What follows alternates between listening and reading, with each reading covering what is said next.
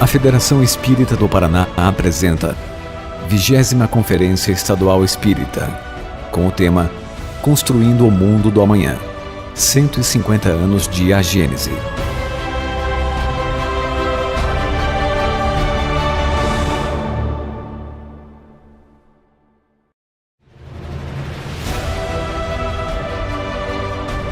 A Federação Espírita do Paraná apresenta Sandra Borba Pereira, na 20ª Conferência Estadual Espírita, com o tema O Caráter Consolador da Revelação Espírita.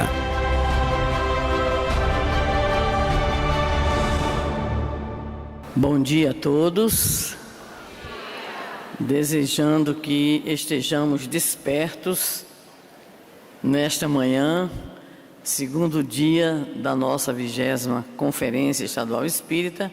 Nós saudamos todos os presentes, os queridos amigos das diversas delegações, os irmãos dos mais variados e distantes rincões do Paraná. Saudamos também os nossos amigos internautas que nos acompanham pelo Facebook da Federação Espírita do Paraná, pela Rede Amigo Espírita, pela FEB TV, pela Web Rádio Fraternidade. Também saudamos os voluntários que abrilhantam e dão tanta sustentação a este evento, funcionários e a nossos amigos que compõem a nossa mesa diretiva.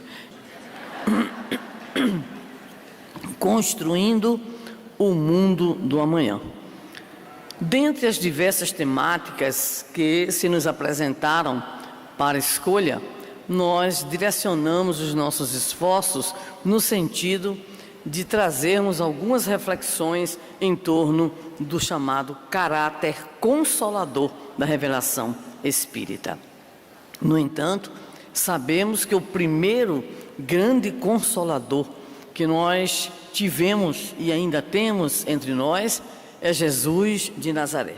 Ele nos apresenta, inclusive no seu primeiro grande discurso público, registrado em Mateus, capítulos 5, 6 e 7, o Sermão do Monte, quando vendo a multidão, abre a sua boca e diz: bem-aventurados os pobres em espírito, porque deles é o reino dos céus, e bem-aventurados os aflitos, pois que serão consolados. Isso significa, logo de imediato, que ao apresentar-se ao público, Jesus define claramente que a sua função era a função também de consolar, que significa aliviar, que significa trazer alento, que significa acarinhar, proporcionar ao outro um sentimento de apoio, de fraternidade, de suavização das dificuldades. Mas não foi só naquele momento específico que Jesus se colocou como consolador. Vamos encontrar agora em Mateus 11, 28 a 30, ele nos dizendo de maneira convidativa: vinde a mim, todos vós que vos achais aflitos e sobrecarregados, e eu vos aliviarei. Tomai sobre vós o meu jugo e aprendei comigo, que sou manso e humilde de coração, e encontrareis repouso para as vossas almas. Mais uma vez, Jesus se coloca na condição do Consolador, convida-nos, mas estabelece algumas reflexões para que nós tenhamos a certeza dessa busca de consolação. Porque se é verdade que os aflitos, nós precisamos de consolação, nem todos de fato nos consideramos verdadeiramente aflitos, ou nem sempre as aflições que julgamos ter têm pertinência real em nosso processo de crescimento e de evolução. E nem todos também desejam propriamente a consolação. Muitos de nós permanecemos no chamado ciclo vicioso do erro, sofrimento, que gera erro, sofrimento, como se houvesse uma espécie, entre aspas, de prazer da nossa parte em nos mantermos então infelizes, aflitos e sobrecarregados. Jesus nos alerta nessa sua função consoladora, que aquele que desejasse realmente chegar até Ele e receber essa consolação, deveria tomar sobre si o seu jugo. E o seu jugo, ou seja, aquilo que ele, enquanto mestre, nos pede, é que atentemos de modo especial àqueles 2 mandamentos aos quais ele se refere: amar a Deus sobre todas as coisas e amar ao próximo como a nós mesmos, porque aí estão, segundo ele, toda a lei e todos os profetas. Tomai sobre vós então o meu jugo, ou seja, aprendamos com ele a vivenciar esta lei de amor, esta lei de justiça, esta lei que nos torna próximos uns aos outros, que nos outorga a harmonização interior e, consequentemente, nos transforma em criaturas mais fraternas e criaturas mais harmonizadas para com a lei divina ou natural. Então, esse processo de consolação não é, como nós costumeiramente entendemos nas nossas dores atuais, nas nossas dores corriqueiras, que alguém chegue para nós e apenas suavize essas mesmas dores com uma palavra, com atitude, com estar junto. Jesus nos coloca como verdadeiro consolador, que aquele que se encontra em aflição necessita ter uma atitude proativa e não apenas aquela atitude de quem se recolhe, de quem murcha diante da dor, esperando a atitude compassiva do outro. Porque somente aquele que age no sentido deste movimento de atender o jugo do Senhor, que aprende com o Senhor o exercício dessa amorosidade, esse então de fato vai encontrar repouso. E não pensemos que esse repouso seria exatamente a inércia ou então um estado de lassidão. O repouso significa harmonia, tranquilidade, serenidade para o enfrentamento. Então o apelo de Jesus, esse convite que ele nos faz, não é apenas para que ele nos coloque nos braços amorosos e bons, mas é principalmente o papel do verdadeiro consolador, que é nos auxiliar a superar, a suprimir, a mudar as causas das nossas aflições. Não é apenas um momento compassivo de enxugar as lágrimas, mas é principalmente o convite para que nós tenhamos as atitudes de mudança, de transformação, para que as lágrimas não retornem. Mas poderíamos dizer que nós continuamos, passados mais de 2000 anos, continuamos aflitos e continuamos sobrecarregados. Parece que o convite de Jesus não foi ouvido de forma massiva entre todos nós, inclusive entre os próprios cristãos, porque nós perpetuamos ainda as nossas dores, nós continuamos como grandes reclamadores de dores, de sofrimentos, de dificuldades, e nós poderíamos fazer um rápido checklist, pouquinho, para não assustar ninguém, para ninguém sair correndo, né? Mas nós podemos dizer que nós temos ainda aflições, nós ainda nos consideramos sobrecarregados, na nossa atualidade em especial, com esse mundo agitado, com esse tempo fast, com essa sociedade líquida, na qual nós temos tantas dificuldades de encontrar os valores e morredouros, nós vivenciamos sim aflições. Aflições reais e aflições imaginárias, porque ainda temos essa dificuldade. Além dos problemas, além das dores, além dos testemunhos, nós ainda temos aquelas dores, aqueles sofrimentos criados pela nossa própria imaginação, pela nossa imperfeição, pela nossa maneira de ser. Nos tornamos infelizes às vezes porque chove, às vezes porque faz frio, às vezes porque faz calor, às vezes porque alguém que não temos simpatia, de repente galgou uma certa projeção.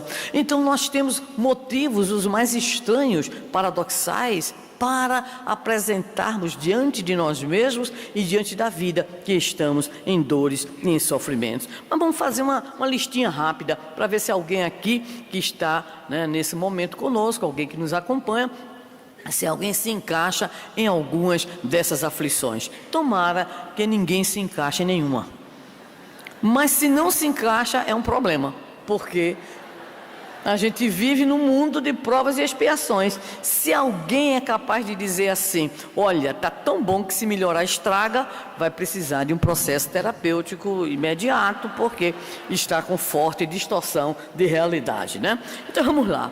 as feridas da alma, cada um entenda como quiser, as dores e doenças do corpo, da psique, as incertezas e decepções, as perdas de variada ordem, o abandono, a exploração, a opressão, as grandes decepções que temos com as lideranças ou com as figuras arquetípicas na nossa vida, os reveses, as angústias, os remorsos, os ódios, as culpas, a solidão, a insatisfação, a depressão, o vazio existencial. Alguém se identificou com alguma dessas? Muito bem. O checklist é imenso, a gente fala toda a conferência e não consegue concluir, obviamente, né? E poderíamos dizer que, dada a característica humana, a lista é quase que interminável. A lista é interminável, mas nós continuamos ao lado dessas dores e desses sofrimentos, nós continuamos vendo a mensagem de Jesus através dos séculos, ainda com todas as suas dificuldades de divulgação, de manter a essência que Jesus impregnou a sua fala e seu exemplo. Nós continuamos a ver Jesus como grande consolador, Jesus como aquele que nos alcança onde estamos, e mesmo que nós não percebamos, Ele está nos carregando, como na célebre página Pegadas na Areia. Quando nós não visualizamos sequer os 2 pares de pegadas, não tenhamos dúvida, Ele é que está nos carregando com o que a nos dizer: tende confiança, tende bom ânimo. Mas aí nós continuamos a ver Jesus consolando a multidão. Jesus consola, exortando-a à confiança na justiça divina, a confiança no futuro. Vemos Jesus, até hoje, como ontem, se dirigindo aos doentes de diversas síndromes, de diversas dificuldades, libertando, curando. Vemos Jesus ainda socorrendo os obsidiados de ontem, de hoje, mas não só os obsidiados, mas aqueles que também promovem a obsessão. Evocamos nas páginas do Evangelho e vemos, de modo a ilustrar a condição de consolador, não apenas na sua generalidade, mas na sua especificidade, Jesus consolando Maria e Marta, dizendo que o irmão delas, Lázaro, não estava morto, apenas dormia. E aí ele vai transformar a sua consolação numa ação de despertamento do irmão. Vemos também Jesus espalhando a sua bênção, o seu alívio, o seu refrigério a criaturas atormentadas que se encontram nas páginas do Evangelho. É um moço rico que recebe a advertência, que recebe o convite, embora não aceite, porque o papel do consolador não é impor a sua consolação, é apresentar-se, é apresentar as condições de compaixão, de solidariedade, de amorosidade, mas deixando a cada um a liberdade da sua escolha, a liberdade da sua opção. Veremos então, dentro das páginas do Evangelho, Jesus socorrendo a Zaqueu em suas angústias íntimas, Jesus respondendo de forma consoladora e esclarecedora as dúvidas e incertezas de Nicodemos. Vamos encontrar Jesus consolando a tristeza, a angústia de Maria Madalena, convidando-a ao exercício pleno da amorosidade. Vemos o Senhor em inúmeras passagens contidas nos Evangelhos, socorrendo os seus próprios discípulos nas suas dúvidas, nas suas limitações, exercendo então de modo pontual também a sua condição consoladora. No entanto, por mais que Jesus buscasse atender e por mais que Ele busque até hoje, através da manifestação de seu amor, através da manifestação de seus servos, daqueles que continuam ao longo dos séculos, absorvendo a mensagem de Jesus e transformando, como nos diz Emmanuel, a sua própria vida, levando aos seus irmãos a amorosidade, o carinho, o esclarecimento, ainda assim, continuamos a observar a multiplicação dessas dores e dessas aflições. Os sofrimentos se multiplicam de forma extraordinária, porque a civilização nos traz, conforme nos esclarece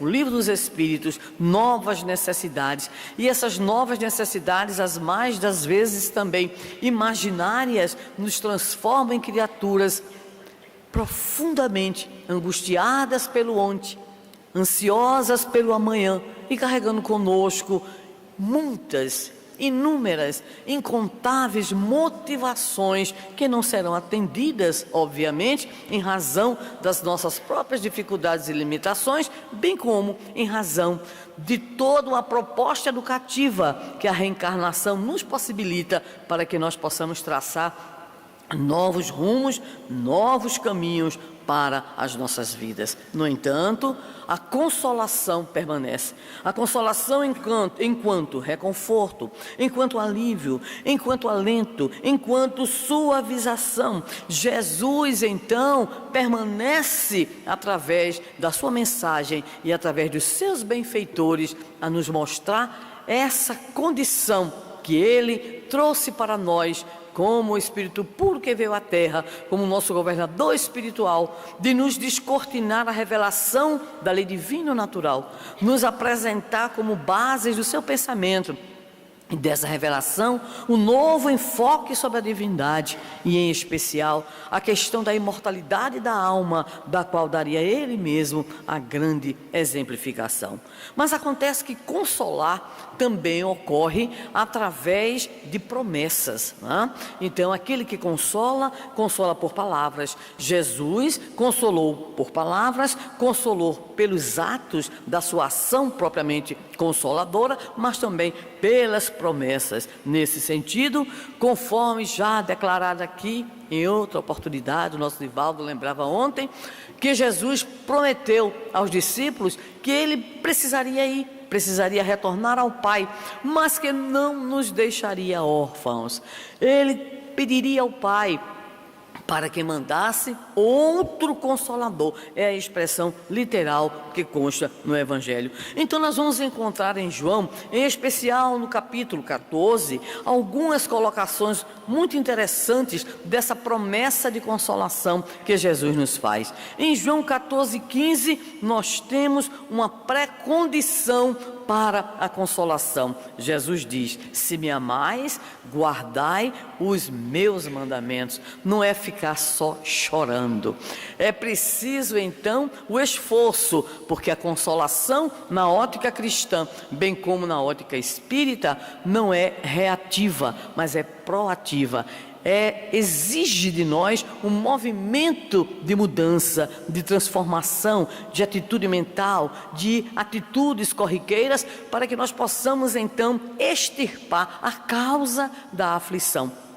Vamos encontrar ainda em João 14:16 a rogativa que Jesus diz que fará ao Pai: e Ele vos dará outro Consolador, para que fique convosco para sempre. Ainda em João, agora 14:17, nos diz Jesus sobre algumas características deste Consolador, que Ele denomina então o Espírito de verdade, que o mundo não pode receber, porque não vê nem o conhece. Naquele momento, em razão de estarmos com o Consolador primeiro, o próprio Cristo, de não termos ainda a condição de perceber as nuances que o outro Consolador viria nos trazer, a doutrina espírita. E Jesus continua: mas vós o conheceis, porque habita convosco e estará em vós, para então nos dizer de modo extremamente terno e amoroso: não vos deixarei órfãos, voltarei para vós. Mas em João ainda 14, mas um pouquinho lá na frente, versículo 26, nos dirá: aquele Consolador, o Santo Espírito, que o Pai enviará em meu nome, esse vos ensinará todas as coisas e vos lembrará tudo quanto vos tenho dito. O texto é um tanto quanto longo e apresenta as características que este outro Consolador, que Ele nos promete, teria que apresentar. Primeira condição: será um Consolador enviado por Deus nosso Pai. Terá então vamos dizer assim, a permissão divina para se apresentar. Da mesma forma, habitará entre nós, ou seja, deverá ser conhecido, mas principalmente internalizado. Ele habitará. E esse habitar diz respeito ao nosso processo, não apenas de assimilação, de conhecimento, de informação, mas naquela perspectiva que Jesus apresenta, conforme João 8,32, quando nos diz: conhecereis a verdade, ela vos libertará. É um nível de conhecimento que se conclui no chamado ciclo gnosiológico, não apenas na assimilação de uma informação, na assimilação intelectual, mas numa assimilação plena que envolve a internalização para a aplicação desses mesmos conteúdos. Portanto, ele de fato habitará em nós e nos auxiliará no processo de libertação do sofrimento, da dor. Mas essa libertação se dará pela nossa mudança de atitude. Também nos diz Jesus que este Consolador ficaria para sempre conosco. E obviamente, com todas as reflexões e estudos que todos nós que estamos aqui temos feito acerca do Espiritismo, sabemos que os seus princípios estão de há muito disseminados nas múltiplas culturas do Ocidente e do Oriente. O Espiritismo como que compila, como que faz a grande síntese desses princípios que estão na base da compreensão da lei divina ou natural, e consequentemente esse conteúdo ele está sendo disseminado, ele está se espalhando, ele está cada vez mais alcançando os redutos culturais, ele vai sendo incorporado, não exatamente talvez da nomenclatura, mas a ideia espírita está então disseminada. Hoje, de modo tão comum, nós vemos nas falas de alguns personagens do teatro, do cinema, da televisão, alguém se referir a outra vida, a outra existência. Também encontramos no próprio, vamos dizer assim, dicionário, a expressão desencarnação, que um querido amigo nosso, baiano, Marcel Mariano, usou em sua atividade profissional, e o juiz disse assim para ele: "Quer aí, rapaz, está querendo colocar a sua religião aqui?" E ele respondeu: "Não, senhor, é só procurar o dicionário, tem aí." Então, é este patrimônio que já existe e que está sendo cada vez mais sistematizado e, consequentemente, estará conosco para sempre. Esse Consolador, então, ele terá uma função muito importante, conforme o Senhor nos prometeu. Ele nos guiará. Esse guiará diz respeito à condução. Guia aquele que conduz. E a proposta espírita não é uma proposta contemplativa. O conteúdo espírita necessariamente deve se converter nas nossas vidas em combustível de transformação, de mudança de atitude, de realização em nós, de mudanças de comportamento agora face aos valores, às ideias, a uma compreensão que o Espiritismo nos proporciona. Por essa razão, poderíamos dizer, conforme se encontra em o Evangelho segundo o Espiritismo, a grande proposta espírita, a grande finalidade do Espiritismo, fazer avançar a humanidade, para que nesta humanidade nós tenhamos cada vez mais criaturas de bem, pessoas de bem.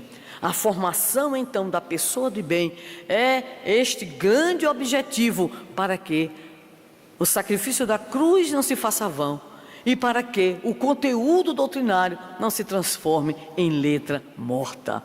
E este Consolador, diria ainda Jesus a respeito dele, nos ensinará novas coisas e nos fará recordar o pensamento crístico em sua essência. Não precisamos de muitas elucubrações para sabermos que quando Jesus esteve entre nós, há pouco mais de 2000 anos, já sabia o que iríamos fazer com a sua mensagem. Já sabia que o processo de esquecimento, de deturpação e principalmente de adequação da sua mensagem, não à nossa necessidade de evolução, mas aos nossos interesses, nossas más paixões e nosso egoísmo, isso faria com que a sua mensagem pulcra, límpida, clara, tivesse então os enxertos, as deformações e em especial as chamadas interpretações ou exegeses que iriam, vamos dizer assim, desconstruir, trazer significados não correspondentes à verdade, enfim, colocar essas visões pessoais ou de pequenos grupos acima da essência da revelação crística. E a essência da revelação crística está no jugo que Jesus nos apresentou.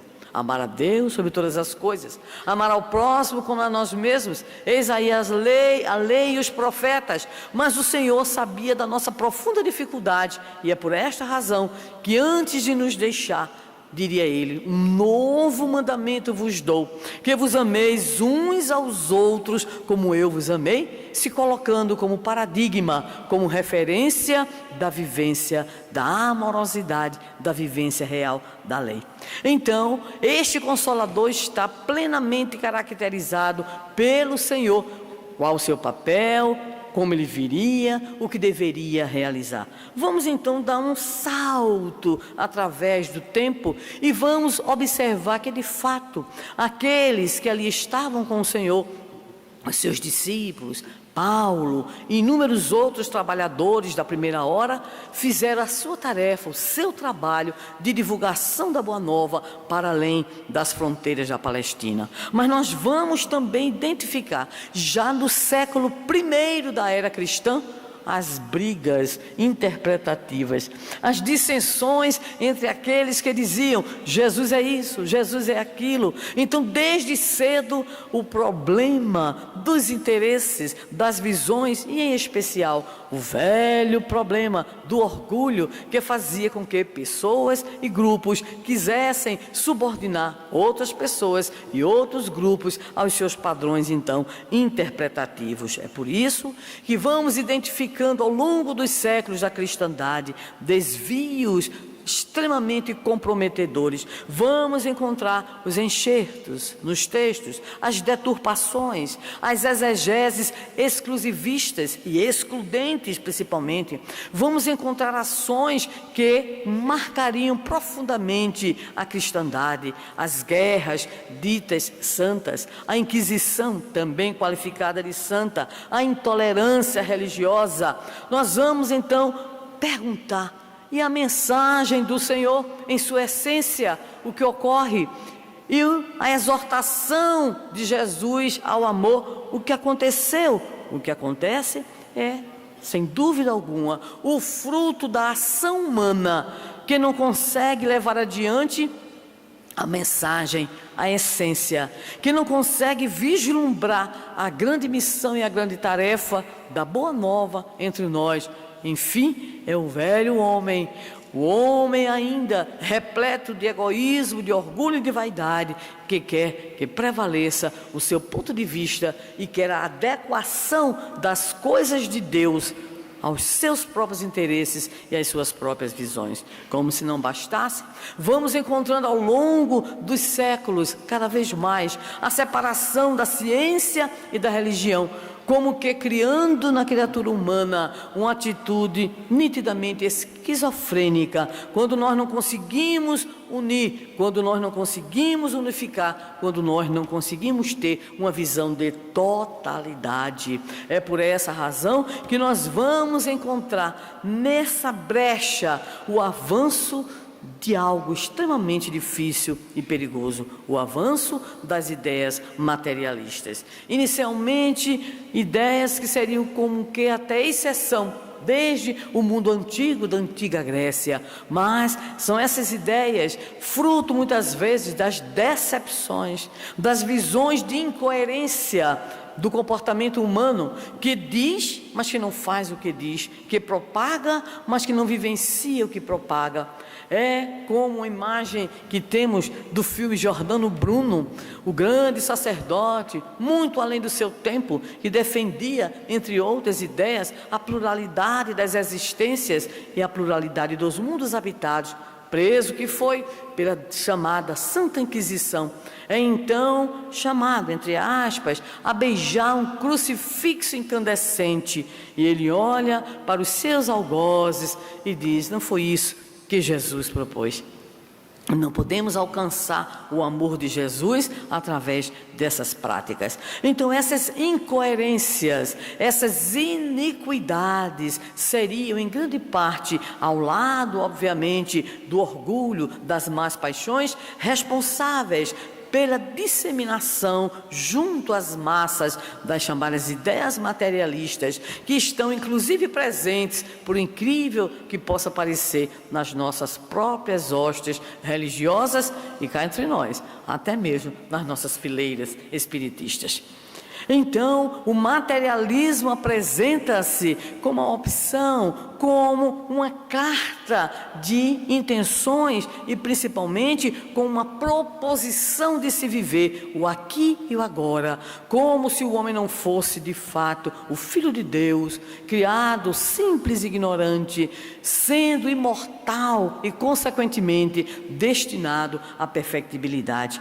O avanço dessas ideias, então, fará com que de fato encontremos, em especial ao longo de todo o século XIX, inúmeras tendências estranhas no que diz respeito ao campo da filosofia, da ciência, da literatura. Vamos encontrar, sem dúvida alguma, um positivismo materialista de um lado, um materialismo histórico ali também, e no meio dessa guerra toda, a mensagem da doutrina espírita, inaugurando uma nova era para a humanidade, com especial atenção ao 18 de abril de 1857. Mas vamos dar um pulinho, vamos especialmente para o ano de 1864, ano de lançamento do Evangelho segundo o Espiritismo, e nos debrucemos de maneira muito específica no seu capítulo 6º, o Cristo Consolador, no seu item 2. Lá encontramos Kardec nos dizendo: todos os sofrimentos, dois pontinhos, e ele vai dizendo, misérias, decepções, dores físicas e perda de seres amados, encontram sua consolação na fé no futuro, na confiança na justiça de Deus que o Cristo veio ensinar aos homens. Em meio, então, à onda materialista, positivista do século XIX, ressalta-se a mensagem do Evangelho segundo o Espiritismo, nos dizendo que a necessidade da compreensão acerca da nossa natureza espiritual, para que aprendamos a ter a fé no futuro e, consequentemente, um olhar diferenciado, ou um olhar mais amplo, um olhar espírita em torno da razão de ser das dores e dos sofrimentos. Prossigamos um pouco mais ainda no capítulo 6º do Evangelho, e nós vamos então observar com Allan Kardec o papel do Espiritismo, quando ele nos diz: vem finalmente o Espiritismo trazer a suprema consolação aos deserdados da terra e a todos os que sofrem, atribuindo causa justa e fim útil a todas as dores.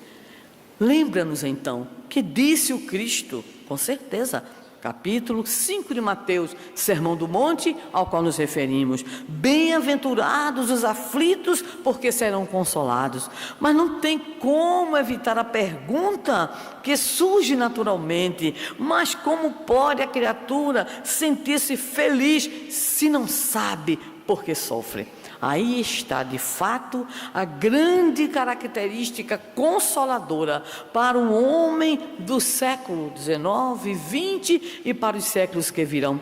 Aí está o caráter eminentemente consolador da revelação espírita, porque não mais tendo apenas a fé, não mais exercendo a crença em Deus, em Jesus, a partir do campo emocional, a partir da própria psique voltada à integração com Jesus e com a Boa Nova, este homem que já enfrentou os avanços tecnológicos ao longo dos séculos, que já estabeleceu grandes e graves e extraordinárias conquistas da intelectualidade, este homem não quer mais saber da promessa apenas de que será consolado.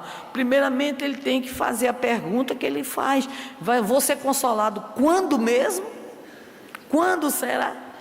Nós somos iguais aos doentes que, ao irmos ao médico diante de uma enfermidade, e ele então nos receita, após 300 exames, exatamente qual é a terapêutica, a gente vai fazer a pergunta que não quer calar: sim, doutor, e aí, quando é que a coisa se resolve?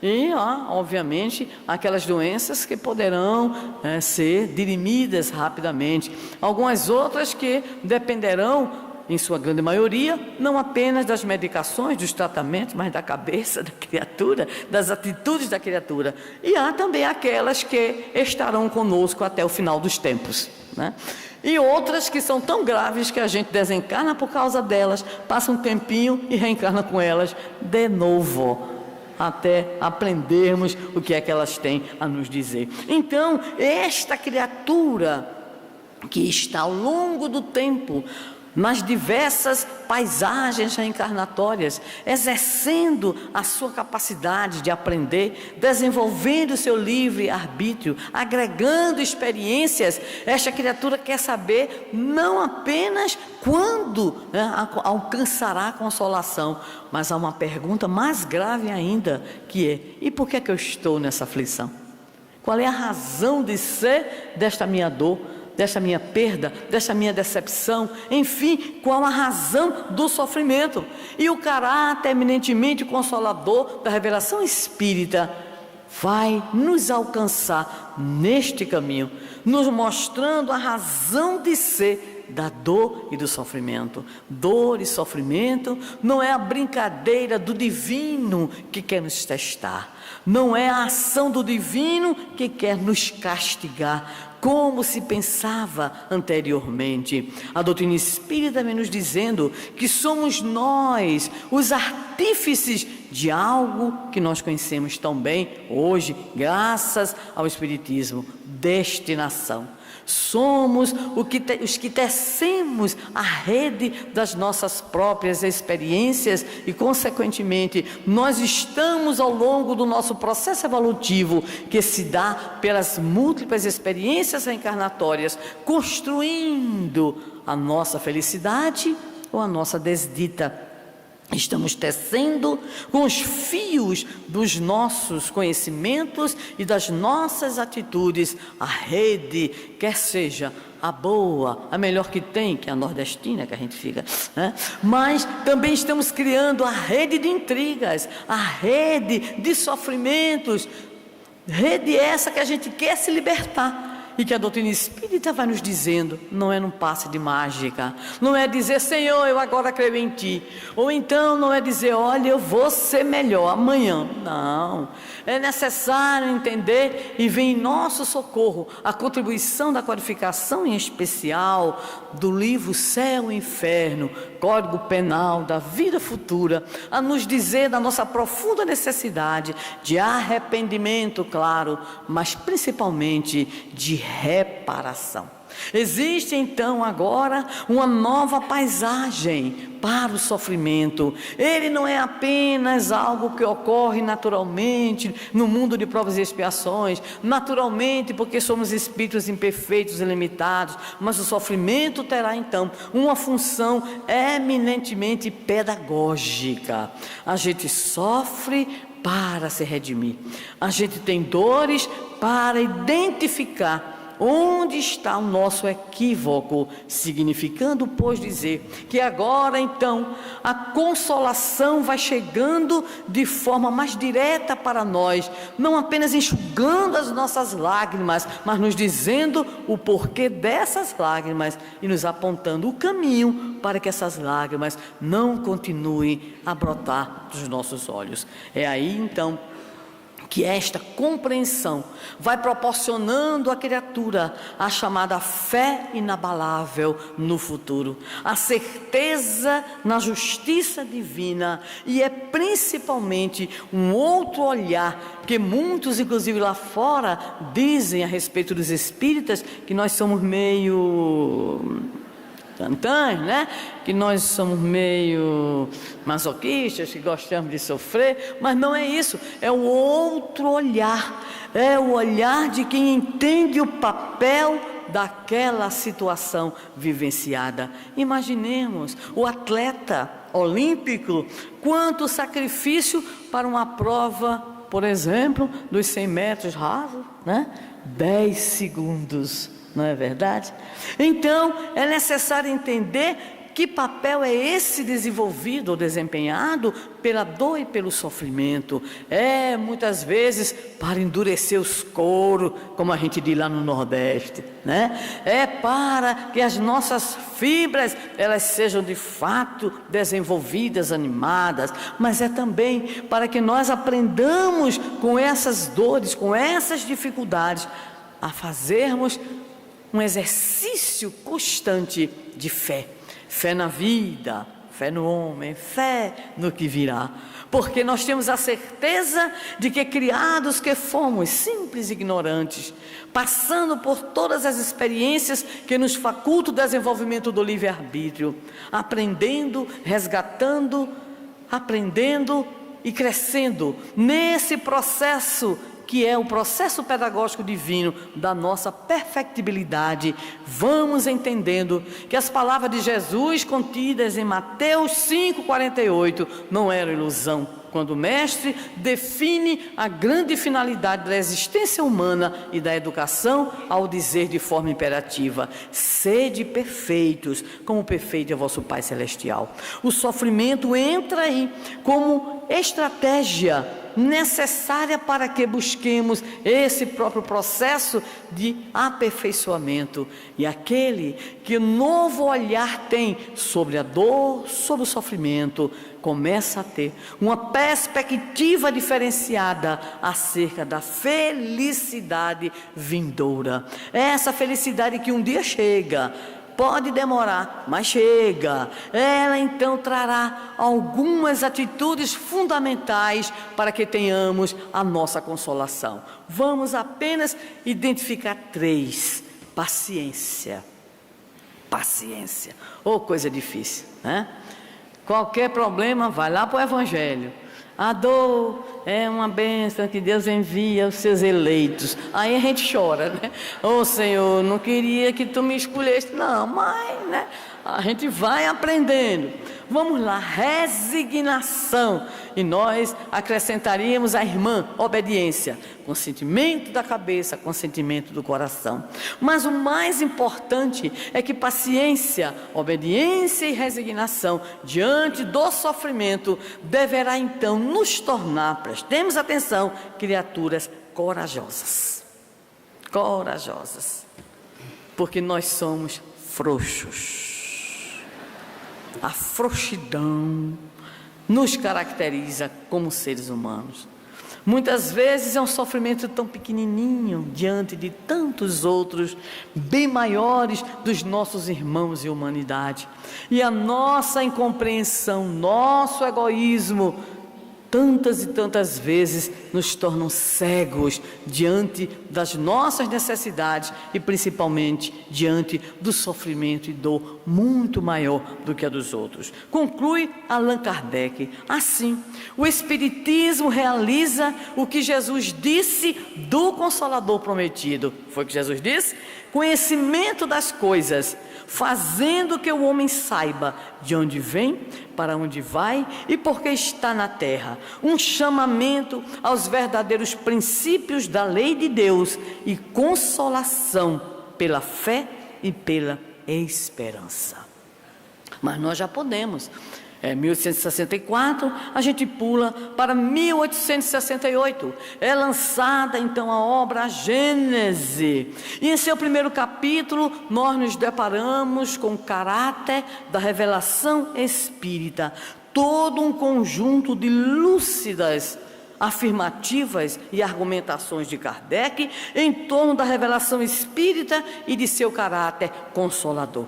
O texto é longo, merece a nossa leitura, a nossa reflexão. Fizemos então um destaque nos itens 30 a 33 e um pouquinho mais adiante o item 44. O que é que destaca Allan Kardec? Destaca a proposta central da doutrina espírita, que seria exatamente, que será, contribuir para o avanço da humanidade. Para tanto, é preciso que essa humanidade, ela tenha então acesso a um conteúdo que é ao mesmo tempo um conteúdo novo, conforme a característica que Jesus atribuía ao Consolador, bem como a um conteúdo ressignificado, ou seja, reinterpretado, agora à luz dos chamados princípios fundamentais da doutrina espírita. Esse conteúdo, então, nos afirma Kardec, esclarece e consola. Agora a gente chega à essência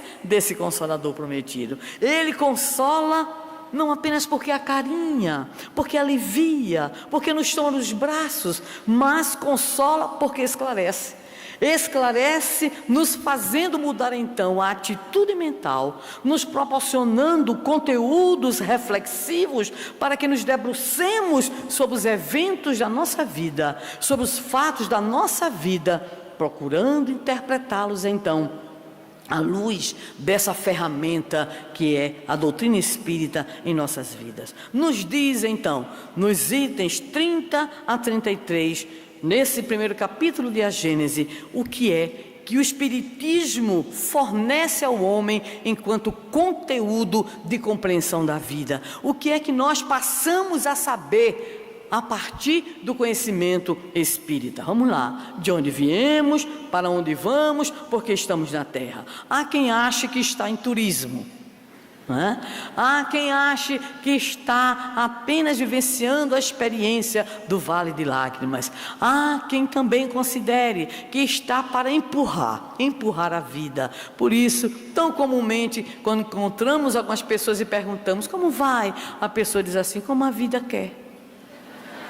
Como Deus quer, a gente vai levando, né? Então, é a visão, é o conteúdo reflexivo da criatura em torno, né, do que é a vida, seu sentido, sua abrangência. Continua Kardec dizendo, o espírito ele sabe por que sofre temporariamente. Olha, então não adianta choramingar. Não adianta chorar, porque nós temos uma relação muito estranha com o divino. Costumamos dizer, né, que nós dizemos assim, Deus não nos ouve, é surdo. Deus não nos vê, é cego. Deus não nos entende, tem deficiência intelectual. Então nós fazemos uma inversão na nossa maneira de ver a Deus, na nossa maneira de perceber como Ele se relaciona conosco. O espírita, ele sabe porque sofre temporariamente e entende que o sofrimento está então dentro do projeto de justiça divina, porque ele sabe também que a alma progride incessantemente através do instrumento das múltiplas existências. Ele entende com a doutrina espírita que Deus não criou privilegiados, nem criou condenados, não criou anjos, não criou demônios, nos criou a todos simples e ignorantes e nos deu o aparato necessário ao processo de evolução. E esse processo de evolução tem a ver com o esforço pessoal, intransferível, em especial na utilização de uma alavanca extraordinária chamada vontade. Temos também todos, sabe o espírita, a mesma destinação a ser alcançada, tão mais rapidamente quanto mais a gente trabalhar. Por isso, essa história de transferir para a próxima reencarnação não é bom negócio. É igual a cartão de crédito, não dá. Tá? Então, não faz amortização mínima, porque o que ficou vai ser refinanciado.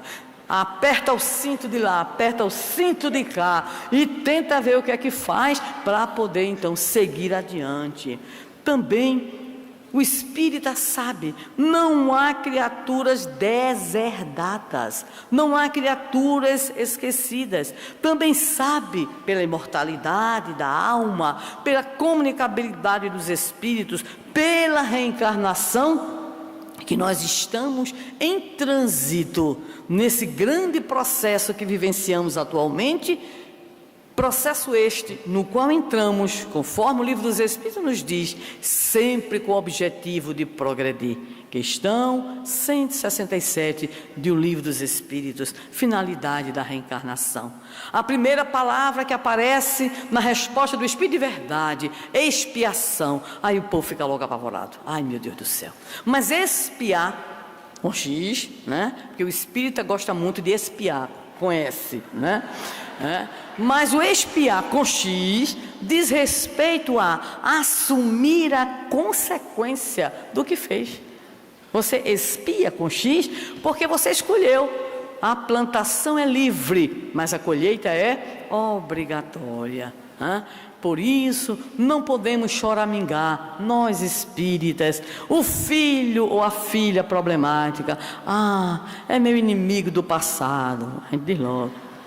O problema no emprego é meu karma, usa até essa expressão, não é verdade? Então nós temos o mau hábito de estar sempre jogando para os outros, ou para o passado, ou para condições que nós não sabemos identificar a razão de ser dessas dificuldades, dessas dores e desses desafios. Mas a doutrina espírita vai nos dizer, nós sabemos que não é assim.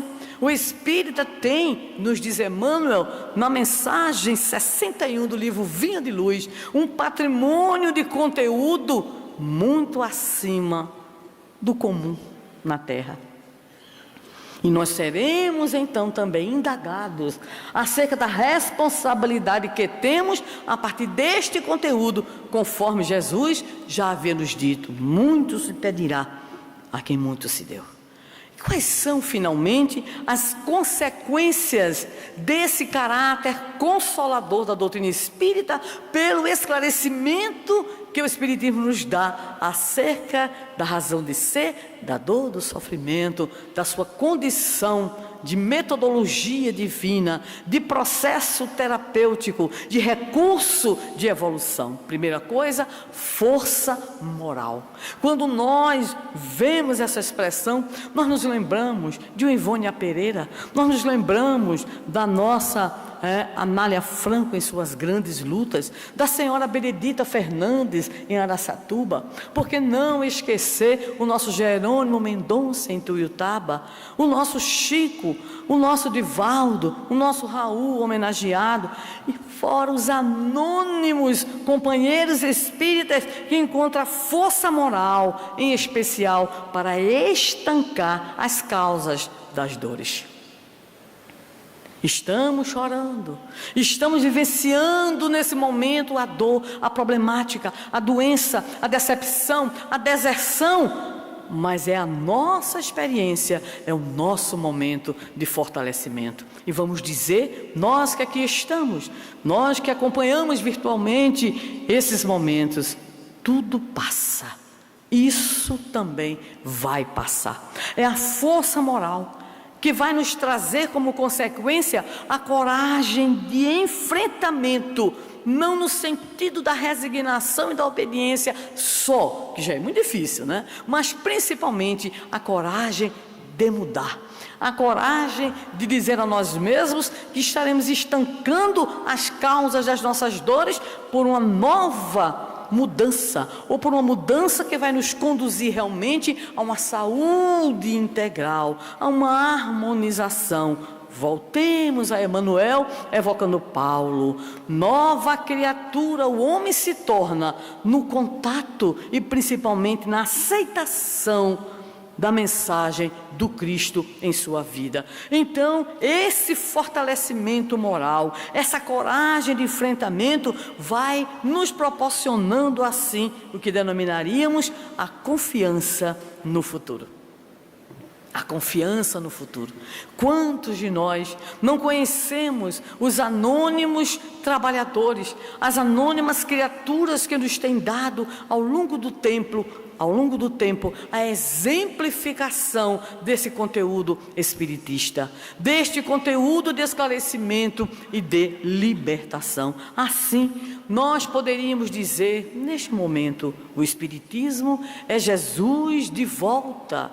Não precisa que Jesus venha pessoalmente, que Jesus esteja aqui tomando novamente a vestimenta corporal para estar conosco, porque ele mesmo diria ao apóstolo Paulo, preocupado quando da igreja de Corinto recebia as demandas das diversas comunidades criadas por ele, solicitando orientação, pedindo que ele fosse desapartar as brigas que já são antigas, em nosso movimento, não só espírita, mas cristão também. Então Paulo, em determinada noite, vai ali no silêncio da comunidade de Corinto orar, e como ele era muito chorão, chorar, orava e chorava. Uma luz se faz e é o próprio Mestre Jesus que vai dar a ele uma orientação. Se você não pode estar em todo lugar, escreva. As cartas de Paulo são de origem realmente da inspiração de Jesus, que diz ao apóstolo da gentilidade: escreve aos irmãos, porque o que mais importa não é exatamente a presença física do trabalhador, do servidor, mas aquilo que a sua mensagem leva. Hoje estamos aqui, alguns milhares presentes, graças à tecnologia, graças aos avanços tecnológicos. Também milhares de irmãos nos acompanham neste Brasil afora, no mundo afora, que se tornou uma pequena aldeia pelos processos comunicativos e interativos dos dias de hoje. Então o que importa é a mensagem chegar, porque você que está aqui, nós que estamos aqui, mas aquele que está nos escutando, já estou sabendo, lá na Suíça, está também se emocionando, está também refletindo, está também encontrando caminhos de superação. Então quando Jesus diz a Paulo, inspirando, escreve, porque o que importa é a mensagem, o que importa é a vibração. Ele então faria com que Estevão pudesse ali apoiar o trabalho de Paulo e naquela visão do extraordinário apóstolo desenvolver a ação coletivamente, aconselhando, admoestando, às vezes dando uns puxões de orelha também, que merecia o povo naquela época, como nós merecemos hoje também, mas sempre na exortação ao atendimento do real objetivo do Evangelho em nossas vidas, que é o da nossa transformação. É que nós possamos encontrar o caminho íntimo de superação das nossas visões limitadas, para que alcancemos de fato a verdadeira compreensão sobre o sentido da nossa vida, pois para isso fomos criados, para desenvolvermos o processo em nós de autoiluminação, nesse percurso pela estrada luminosa que devemos palmilhar, avançando, às vezes estagnando, nunca recuando, mas sempre fitando o futuro, na certeza de que a mensagem de Jesus continua ecoando: vinde a mim, todos vós que vos achais aflitos, sobrecarregados, eu vos aliviarei. Tomai sobre vós o meu jugo, aprendei a amar.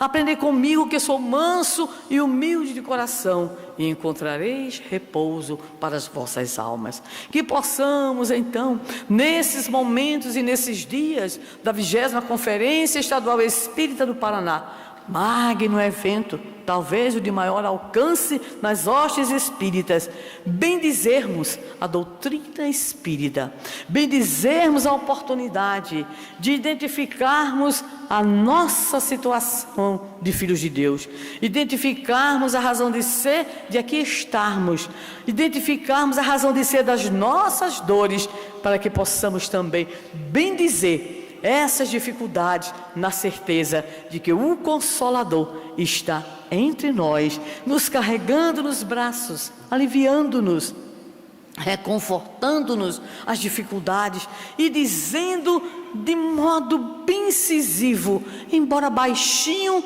e internamente na nossa acústica pessoal, diante do que estamos enfrentando nos dias de hoje.